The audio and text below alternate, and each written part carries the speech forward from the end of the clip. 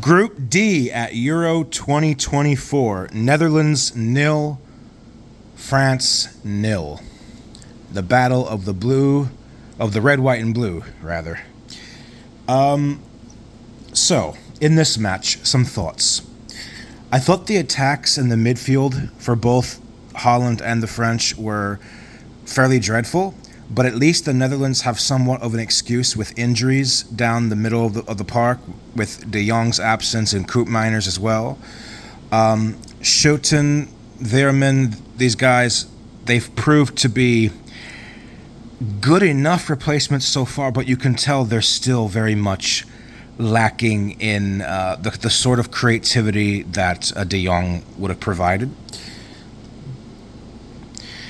I am worried about France because despite Mbappe's absence due to his broken nose, they should not be struggling like this at all. Deschamps keeps seeming like he's playing Dembele, even though he doesn't really create anything.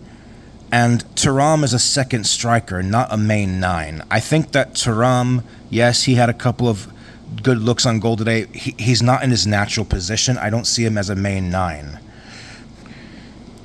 Both defenses should be proud of this display, though, because they did their best to not give an inch.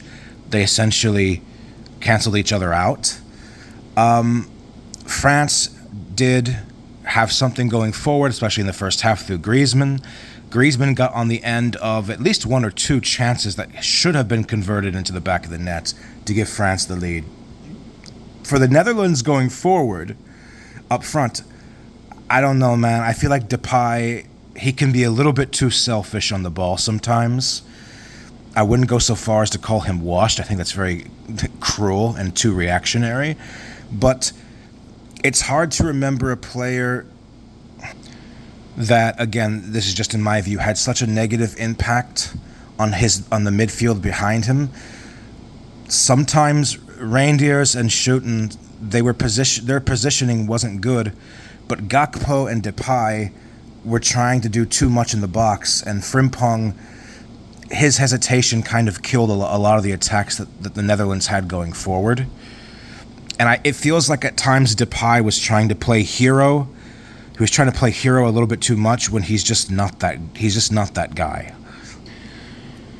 And I am wondering, as the tournament progresses, is this going to cost the Dutch against Portugal? This is something that I ruminated on during my live stream when I did pre-tournament predictions.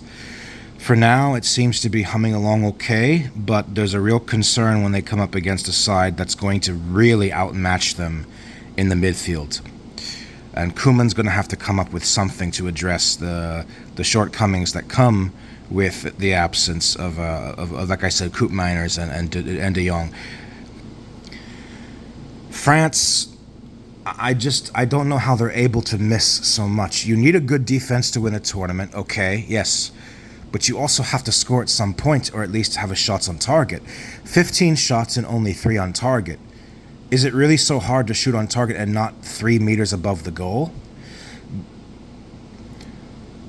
I can understand frustration some French fans will have. You have the best squad at this tournament, maybe the best man-per-man team in the world, but you're playing like this and you have not scored a goal in 180 minutes of football, if you don't count the own goal from Austria in the prior match. And I have to say, for Rabiot, he seems very adept at getting into dangerous positions, but then he's guilty of overcooking and overthinking his next touch. Like that moment where he passed to Griezmann instead of shooting I think it was an ill-conceived idea, and he should have taken the shot himself during that break towards the end as well. And I feel like the way France have been looking in this competition so far, they look like a barely more competent version of England as far as like the coaching situation is concerned. A lot of English fans are unsatisfied with how they're playing with Southgate, and Deschamps himself oftentimes being a very pragmatic, conservative coach, despite the wealth of riches at his disposal.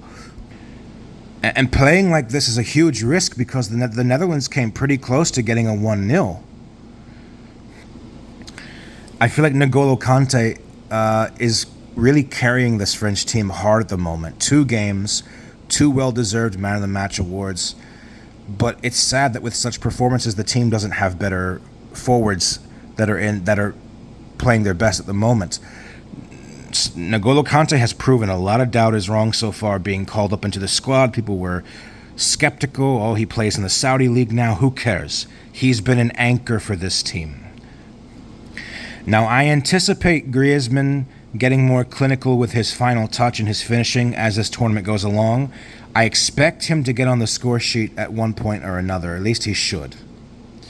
Going back to the Netherlands for a moment, Frimpong and Dumfries, I'm not so sure they're working that well together because they weren't great individually. Reinders also as an 8 didn't work out that well. And on the other hand, you have Xavi Simons. He's clearly more suited in the middle than on the right. I think Koeman will go back to the Poland lineup against Austria, if I had to guess. But maybe Malen can also be an option on the right. It was clear that both teams were satisfied with a draw, which is understandable. And I guess if you're Dutch or French, you'll take this result since you're both pretty much through to the next round. I do think that Xavi Simons had a better game than the first one against Poland, but I do wonder if he was a little bit out of position in this match. Yes, I know he had a goal that was eventually ruled back correctly, in my opinion, but I can't help but wonder whether he would operate better on the right. Overall, France is struggling with creativity in the final third, I think. Been very wasteful. Mbappe's absence. It's good that they got a result today against another powerhouse team without him, but this is a team that has enough depth to still be winning games against a top opponent like the Netherlands. I do wonder whether their success in this competition will hinge on Mbappe returning in time and being fit to play at his highest level. And the Netherlands' main problem, like I said, you're missing those injured midfielders.